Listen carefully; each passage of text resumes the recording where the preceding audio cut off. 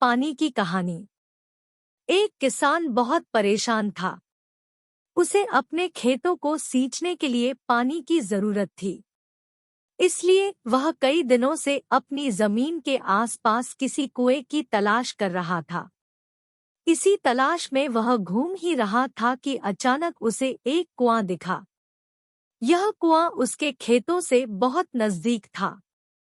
इसलिए किसान बहुत खुश हुआ। उसने सोचा कि अब उसकी परेशानी खत्म हो गई। यह सोचकर वह खुशी खुशी घर चला गया। अगले दिन वह पानी लेने कुएं पर पहुंचा।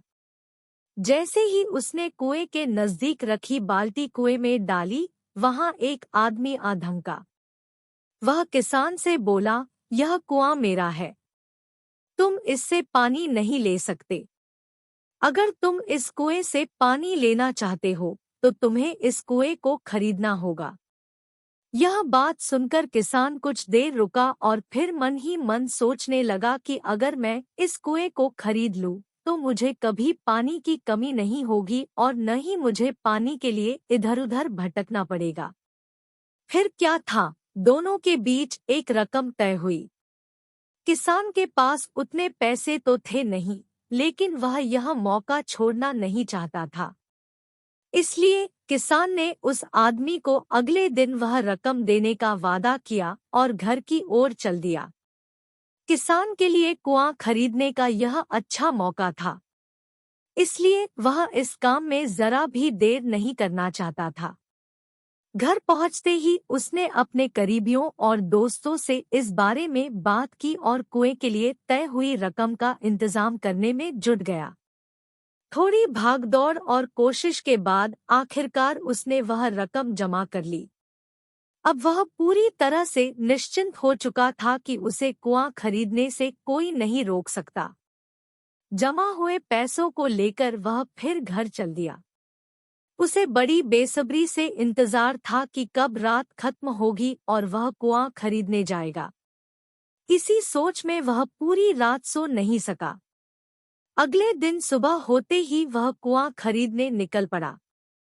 उस आदमी के घर पहुंच किसान ने उसके हाथ पर पैसे रखे और कुएं को खरीद लिया। अब तो कुआं किसान का हो गया था, तो फिर उसने पानी निकालने में देर नहीं की। जैसे ही किसान ने कुएं से पानी निकालने के लिए बाल्टी उठाई, उस आदमी ने फिर बोला, ठहरो, तुम इस कुएं से पानी नहीं निकाल सकते हो। मैंने तुम्हें कुआं बेचा है, कुएं का पानी अभी भी मेरा है। किसान मायूस हो गया और न्याय के लिए राजा के दरबार में शिकायत करने पहुंच गया। मालूम है उस राजा का नाम क्या था? राजा अकबर। राजा अकबर ने उस किसान की पूरी कहानी सुनी और फिर उस आदमी को दरबार में बुलाया जिसने वह कुआं बेचा था। राजा का फरमान सुनते ही वह आदमी भागा भागा दरबार में हाजिर हो गया।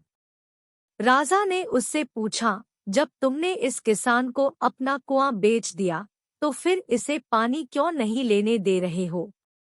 आदमी बोला, महाराज, मैंने इसे केवल कुआं बेचा था, पानी नहीं। यह बात सुनकर राजा भी सोच में पड़ गए। उन्होंने कहा कि बात तो यह पते की कह रहा है, कुआं बेचा है, पानी तो नहीं। काफी देर सोचने के बाद जब इस समस्या को सुलझाने में वह नाकाम हो गए तो उन्होंने बीरबल को बुलाया। बीरबल बहुत ही बुद्धिमान था।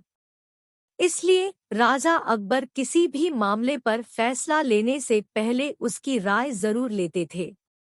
बीरबल ने एक बार फिर दोनों से उनकी समस्या पूछी। पूरी बात जानने के बाद बीरबल ने उस आदमी से कहा, ठीक है, तुमने कुआं बेचा, पानी नहीं। फिर तुम्हारा पानी किसान के कुएं में क्या कर रहा है?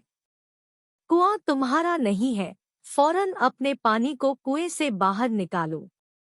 बीरबल का इतना कहते ही उस आदमी को समझ आ गया कि अब उसकी चालाकी किसी काम नहीं आने वाली। उसने राजा से फौरन माफी मांगी और माना कि कुएं के साथ उसके पानी पर भी किसान का पूरा अधिकार है। यह देखकर राजा अकबर ने बीरबल की बुद्धिमानी की तारीफ की और कुआं बेचने वाले आदमी पर धोखेबाजी के लिए जुर्माना लगाया। कहानी से सीख। किसान और कुएं की कहानी से पता चलता है कि अपने आप को दूसरे से अधिक चालाक नहीं समझना चाहिए। साथ ही धोखा देने की आदत से भी दूर रहना चाहिए, क्योंकि कोई ऐसा भी हो सकता है जो आपसे भी अधिक बुद्धि का इस्तेमाल करना जानता हो। ऐसे में आपका धोखा पकड़ा जाएगा और आपको अपने किए का भुगतान करना होगा, जैसे इस कहानी के अंत में कुआं बेचने वाले आदमी को करना पड़ा।